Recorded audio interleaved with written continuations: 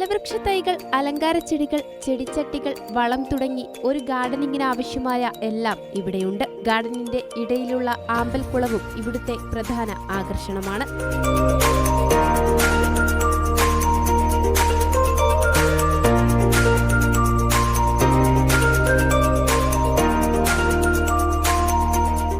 ഒരു വീടോ നമുക്ക് ഹോട്ടൽ അങ്ങനത്തെ എന്ത് ലാൻഡ്സ്കേപ്പിംഗ് ചെയ്യണമെങ്കിലും അതിനാവശ്യമായിട്ടുള്ള A to Z കാര്യം എന്ന് പറയാൻ കണക്കിന് നമുക്ക് ഇവിടെ അവൈലബിൾ ആണ്.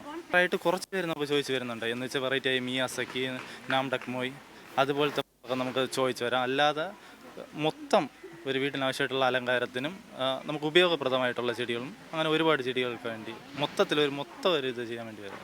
കേരളത്തിലെ സ്വകാര്യ മേഖലയിലെ വലിയ ബൊട്ടാണിക്കൽ ഗാർഡനായ ഇവിടുത്തെ മറ്റൊരു പ്രധാന പ്രത്യേകതയാണ് മലയാളി ബോൺസൈ മ്യൂസിയവും ടിഷ്യൂ കൾച്ചർ വാഴകളും.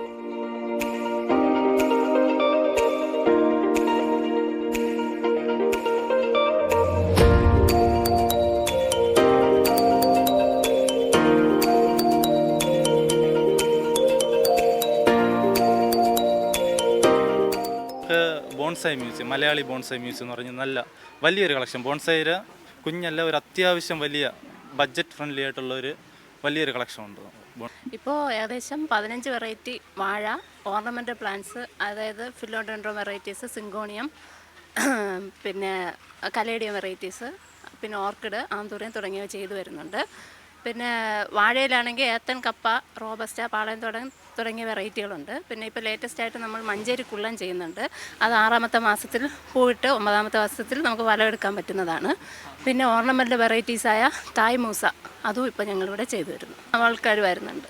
ഫാർമേഴ്സാണ് കൂടുതലും നമ്മളെ സമീപിക്കുന്നത്. പിന്നെ ചെറുകിട നഴ്സറിക്കാരും വന്ന് മേടിക്കുന്നുണ്ട്. പിന്നെ ഗാർഡൻ കാണാൻ വരുന്ന ആൾക്കാരും വന്ന് മേടിക്കാറുണ്ട്. തിരുവനന്തപുരം നഗരത്തിൽ നിന്നും ഏകദേശം 20 കിലോമീറ്റർ അകലെയുള്ള നെല്ലിമൂടാണ് ഗാർഡൻ സ്ഥിതി ചെയ്യുന്നത്. 1972 സ്ഥാപിച്ച ഈ ഗാർഡൻ കഴിഞ്ഞ 4 പതിറ്റാണ്ടുകളായി വിജയകരമായി പ്രവർത്തിച്ചു വരികയാണ്. സജു കാഞ്ഞിരക്കുളത്തിനൊപ്പം മാനസ മനോജ്, കൈരളി ന്യൂസ്, തിരുവനന്തപുരം.